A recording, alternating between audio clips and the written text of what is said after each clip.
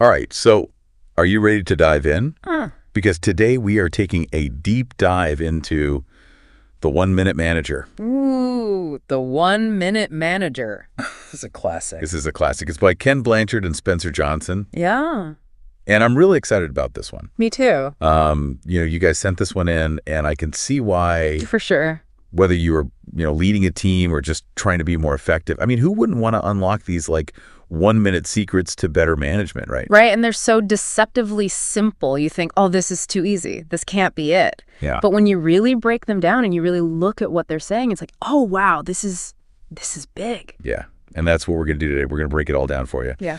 And I think these deceptively simple ideas, as you said, they might just change the way you work. Oh, for sure. So I'm excited to get into this. Yeah, what's interesting about this book is the format. Oh. It's a parable. So it follows this young man as he's going out and searching for effective management techniques. I like that. And it makes it really accessible because you're reading a story. Yeah. You're not reading some dry Textbook. textbook. Yeah, Right. exactly. And the concepts themselves can get kind of complex, but they present it in this way that makes it really easy to understand. It's definitely not your typical management book. Exactly. Yeah. But I'm curious, does that actually help the ideas stick better? I think so. You think so? Yeah. I mean, there's a reason why we learn through stories. Right. Our brains are wired to engage more deeply with stories. It's how we've passed down knowledge for centuries. Right. Right. It's how we make sense of the world. So by framing these management techniques within a narrative, I think it just makes it so much more relatable and so much easier to remember. Totally. Yeah, I love that they chose to do that, because sometimes those management books can be a little bit a little dry, a little okay, whatever. Yeah. But so at the heart of this story are 3 1-minute secrets that promise to transform how we manage and motivate people. And it's all about balance. Okay. It's not just be nice all the time or, be super strict. It's this in-between. Yeah. Where you set clear goals, you give immediate praise for good work, and then you also have a way to give constructive criticism. I like that. Yeah. Okay, so let's break these secrets down one by one. Okay. First up, 1-minute goals. 1 minute goals. Okay, now this one sounds promising for anyone who's ever felt lost in a project or frustrated by vague expectations. Yeah, and it all starts with collaboration. Okay. So it's not just the manager coming in and saying, okay, here's what you need to do. Right. It's sitting down with the employee and really defining what needs to be achieved. So it's like a team effort from the beginning. Exactly. And the goal setting is super specific. Okay. So it's not just improve sales, it's increase sales by this much in this amount of time. So measurable outcomes. Measurable outcomes, clear deadlines, everything's written down, I like that. ideally on one page, so you can review it quickly. No room for ambiguity. No. But is there a risk of stifling creativity with such rigid goals? Yeah. That's a valid point. Yeah. And I think, these 1 minute techniques are guidelines. Right. They're not hard and fast rules. So you always need to adapt your approach based on the individual and the situation. Totally. It's not one size fits all. Exactly. Right. Good point. Okay. So we've got our crystal clear goals. What's next? 1 minute praising. 1 minute praising. Ooh. Yes. And this isn't about just throwing around empty compliments. It's Yeah. about catching people doing things right Right. and acknowledging it immediately. Oh, I like that. Catch them doing something right. Right. I can see how that would be motivating. Yes. But what's the psychology behind that? Why is immediate praise so effective? It all comes down to positive reinforcement. This is Psychology 101. Yes. Our brains are wired to seek rewards. So by linking good work with praise, immediately you create this positive association. So they feel good. They feel good, and they're more likely to repeat that behavior. So it's not just about making them feel good in the moment.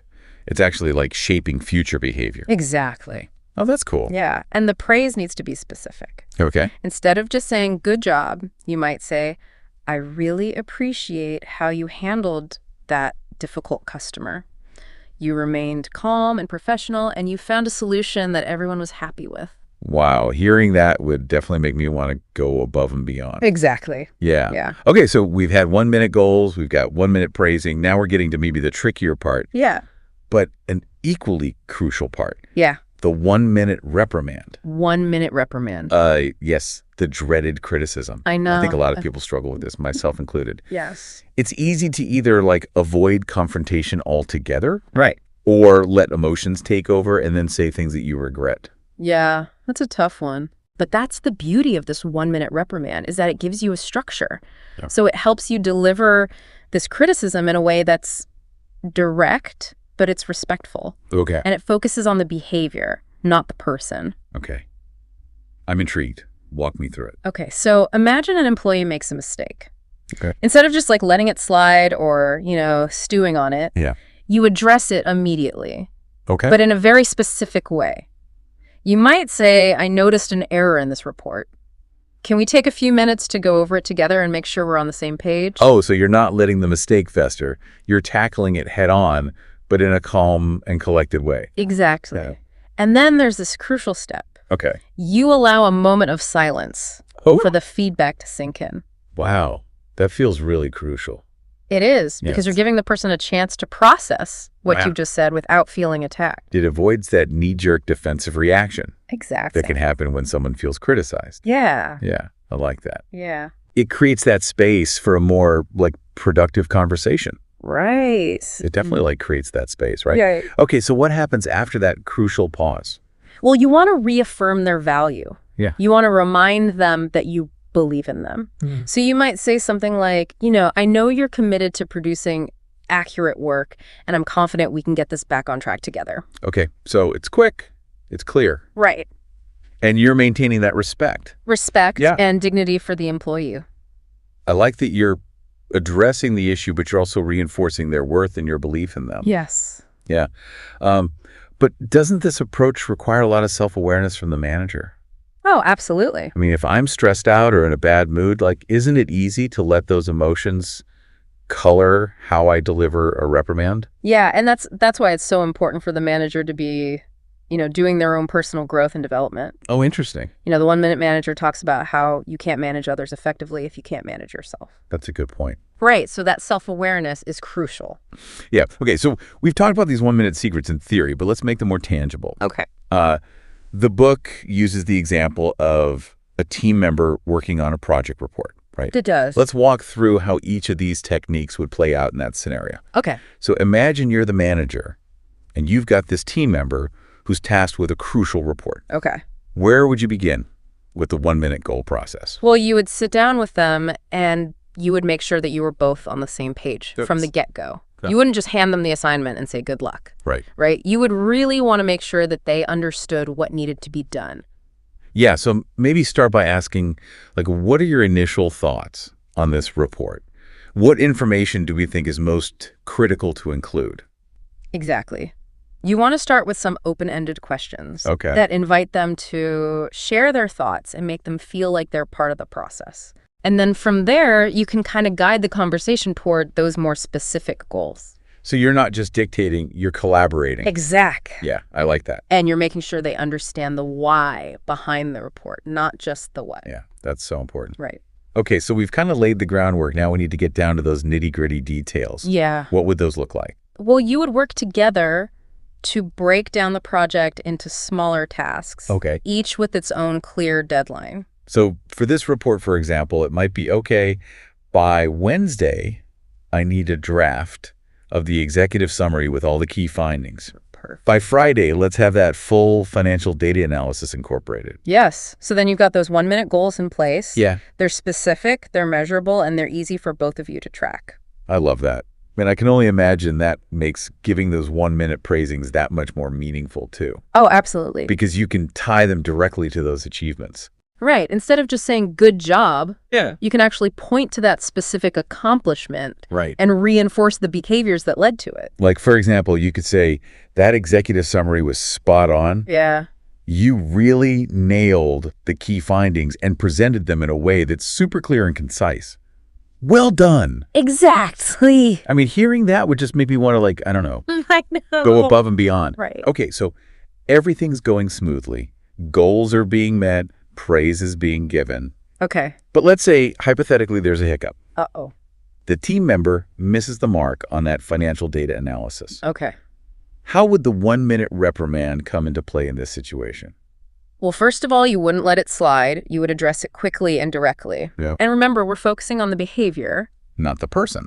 Right. You might say something like, I noticed the financial data in the report isn't quite aligned with what we discussed. Can we Yeah. take a few minutes to review it together and make sure we're on the same page? Short to the point, but not accusatory. And then that crucial pause. That crucial pause. Right.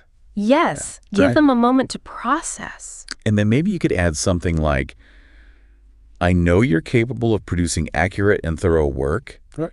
Let's just make sure we have all the information we need to get this report finalized to that high standard we both expect. Yes. And again, affirming their value, Yeah. believing in them. It feels like a mini reset button. Right. You're addressing the mistake, but you're also conveying your confidence in their ability to fix it. Exactly. Yeah, and it just seems so much more effective than either letting it slide and hoping for the best or going into a full-blown lecture. Right. Nobody wants that. That leaves everyone feeling demoralized. Nobody wants a lecture. Right. It's about course correction, not punishment.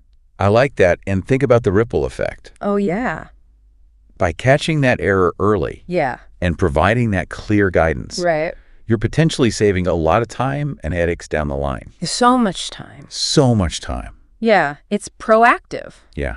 not reactive. You're preventing a small issue from snowballing into a bigger problem. Exactly. But one thing that strikes me about all these one-minute techniques is that they seem to require a lot of trust Oh, yes. between the manager and the employee. Huge. Trust is foundational to all of this. Yeah. Without trust, these techniques won't work. Yeah, like if you don't have that foundation of trust, Right. any feedback, even if it's delivered in this one-minute format, Right. could easily be misconstrued Yeah. or lead to defensiveness. Absolutely. Yep. It's not just about the technique, it's about the context. Yes. And that context needs to be built on trust and respect. Okay, so we've seen how these one-minute secrets can play out in a real-world scenario, Yes. but what does it all mean for our listener out there? What are the key takeaways that they can apply to their own work life, whether they're managing a team or just trying to be more effective in their own role? I think the most important takeaway is that effective management doesn't have to be complicated. Oh, I like that. It's about clarity. Okay. It's about consistency. Yeah. And it's about building those strong relationships. And these one-minute techniques offer like a simple but powerful framework for achieving that. Exactly. And even if you don't implement all three techniques at once, even just incorporating one or two of them Yeah, can make a significant difference. absolutely. Right. Just start small, experiment, and see what works best for you and your team. The key is to be intentional Intentional. about your communication and feedback Yeah. and to make those interactions count. Make them count. Yeah. It's about being present, Present. engaged, Engage. and genuinely invested in the success of those around you. Yes. I love that. It strikes me that this approach is almost like a mindset shift, right? Mm-hmm. It's moving away from that like traditional top-down management style Yeah. and embracing something much more Human. collaborative and human-centered. Yeah. Exactly. And I think that's why this book still resonates with people today.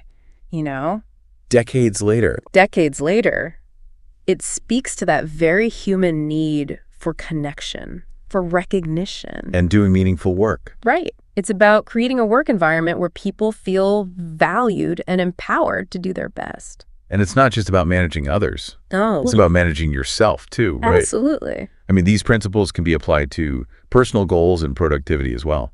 I think so. Think about it. You could use the 1-minute goal technique to break down a personal project, or the 1-minute praising to celebrate your own small wins. Oh, that's such a good point. Right. It's like giving yourself a little pep talk, Yes. acknowledging your progress and keeping that momentum going. Totally. And hey, if you mess up a little, 1-minute reprimand minus the harsh self-criticism can help you get back on track. Yeah. Just be kind to yourself, but also hold yourself accountable. Right. Finding that balance. Exactly. Yeah. Okay, so for our listener out there who sent us the 1-minute manager, I hope this deep dive has given you some fresh perspectives on managing your time, your team, and even your own personal goals. I hope so. We've unpacked the book's core concepts, explored the psychology behind them, and even seen how they can play out in real-world situations. We did it. We did it. We did a deep dive. But here's a question for you to ponder. Could applying even just one of these 1-minute secrets significantly improve your work life? Think about it. It's something to think about. And if you're ready to go even deeper, why not pick up a copy of the 1 Minute Manager Yeah. and immerse yourself in its wisdom? It's a quick read, too. Super quick, Yeah, and it might just change the way you approach leadership. both at work and in life. That's what I love about these deep dives. Me too. Uncovering these little nuggets of knowledge Yeah. can really make a difference. Absolutely. So until next time, keep those brains buzzing, and we'll see you back here for another deep dive adventure.